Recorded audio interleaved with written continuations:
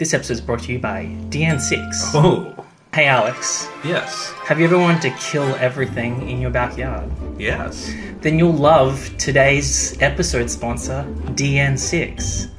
The insecticide that kills not only the insects that you don't want to kill, but the ones you do want to kill. Wow. And just don't listen to the news, but just go straight to the website and put in the code FANTHEFOOL, and you can kill as many insects as you want. Okay. So I think we should have each episode is brought to us by something from a previous episode. I think that's a great idea. Because, let's face it, it may happen one day, but it's a long time before we see any sponsors. If ever. So let's have some fun with it. We do see the return of the complicated water machine. It's just got like water in stickers all over it, and she pushes the button and she gets a glass of water. It actually seems more convoluted than how we get water now. It's just a tap. Yeah, because she presses a bunch of buttons, and for maybe 10 seconds, it's making computer noises. And it's just a glass of water. I will say what was really cool, because she dropped that glass, Yes. and then it rewound back into her hand, and it just reformed, like it just rewinds back into her hand. It looked really cool, and I know that's just like a rewind effect, but back then, It worked. Yeah. When that happened, I immediately thought, these are going to be good episodes. Ian figures out that they're not leaving footprints. First red flag. Yeah, and I'll tell you how you know it's a red flag. Immediately the music's like... actually scared me because it was just normal conversation and then just this barrage of music. So that's what they see, the four of them in those... Like a glass case. in the glass case. They all feel a bit funny, and the doctor's like, that's because we're technically arriving now. Mm-hmm. And there's a scene where suddenly their footprints do appear in the dust. Yeah. And all the events that led them up to that point have occurred, Yeah. but they now have that foreknowledge, and they're in the now. It's like, what? It's very good. And he gives the analogy of a light switch. Yes, he Which does. was perfect. Yeah. I don't know whether you got into a room and switched on the light and had to wait for a second or two before the thing lit itself up. This is the same kind of problem, you see.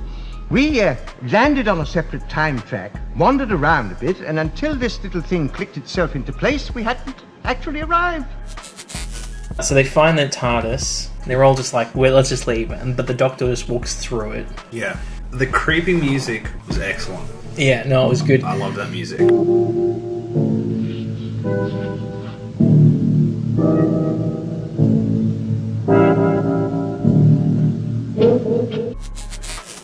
And he pretends to faint when they kidnap him. Yes. Jar was like, perfect. So the three rebels, they're like, let's go, he's passed out. Yeah, they leave one of them behind to watch over him.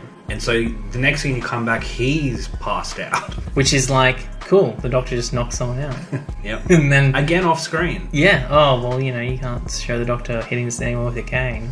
Remember that one time? Yes. That was so good. And how boldly he stood there. So the other two come back and they say, what happened? And he said, I don't know. He must have taken off. So they run off.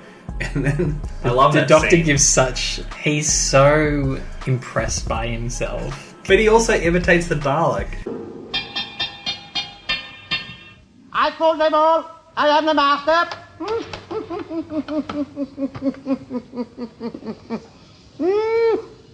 Great And scene. when he leaves that room, he's still chuckling to himself up until a Morak guard finds him. Yeah. And then he's like, oh. So now he's caught by the other species. Yeah. So he's met both sides now. These guys, how did they take over a planet? They're being held at gunpoint. Yeah. So Ian turns around to Barbara and Vicky and they start talking about a I've got plan. that. Yeah, I've got... Quick, let's have a chat while we're at gunpoint. Yeah, there's like 2 minutes before the guy with the gun goes, hey, I want you to move. He just lets them talk. Yeah. What do you think they're doing? They're forming a plan. Because the conversation goes for so long too. And it's like, we could do this. Oh, that's not going to work. How about this? They actually come up with multiple things Step they by could do. step.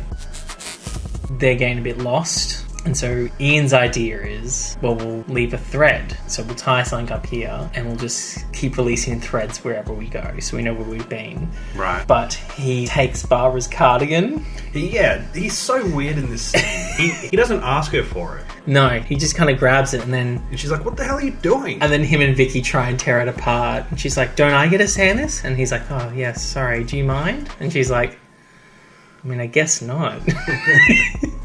Well, and then he tries to bite it. and he also goes with it in his mouth. Arrgh! Yeah, it's quite a good shot of him pulling it down over his teeth. How do you undo this? Oh, give it to me. And so they then start walking around. They tie up a piece of thread and they walk off. Yeah. And then the Zerons are like immediately there and they're like, what's this thread? These people aren't dumb enough to have completely just led us to where they are they? And well, they must have left it for the old man to follow. And they're just like, well, we'll follow it. In fact, I think that their phrase is like, it leads to somewhere, so shouldn't we follow it? Great logic. Yeah. And they just follow it. And the annoying thing is that dumb logic is correct. It works. Yeah. He has a attack. Did you notice that? You know how he goes, There's about 30 seconds where every sentence he says, oh, you thought you had me, Oh, you thought you could do that to me, huh? Sister, put you in there, Then you will have all the proof you needed. But you think yourself lucky. My conscience won't allow me to do that. It's a pity, isn't it? It's a pity. Super sassy. The last thing we see is Barbara and the Zeron that she's with passed out from the gas. Yes. It starts with her waking up to help them escape again. Yeah, I guess if you're on the ground, smoke goes up. I'll tell you what happened. Yeah. They didn't know how to get Barbara out of this issue. They've written her into a corner. She's passed out on the ground. So what do? Oh, she just woke up. She's fine. But it's paralytic gas that's still in the air. That is true. That's the only thing I was like, you couldn't think of one other way to get her out of She that just situation. wills herself out. No, she was asleep and she woke up. That's not will. Also, we've seen her in the Keys of Marinus, where she got teleported to a cold place and just immediately went to sleep. That's right. He's kind of free at the start, and then he sits down, and the chair kind of closes around him. Yeah. And then a secret wall moves up, and there's low bosses there, and he's like, welcome. It's kind of a clever way to get someone trapped in a chair.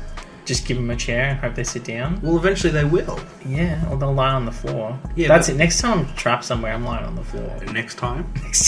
What? How often are you getting trapped somewhere?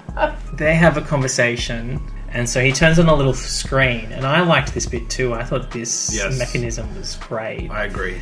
And he's like, tell me where your friends are. And the doctor still doesn't respond, but the screen shows up from where he last saw them. And he's a bit like, haha, doctor, I've got this thing. You don't even need to speak.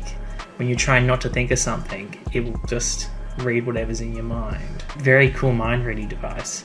The next bit was funny too, though. He was like, how did you get here? And then a picture of a penny farthing Yes. came on the screen. And he's like, where are you from? And then all these pictures of like sea lions and stuff come up. Yes.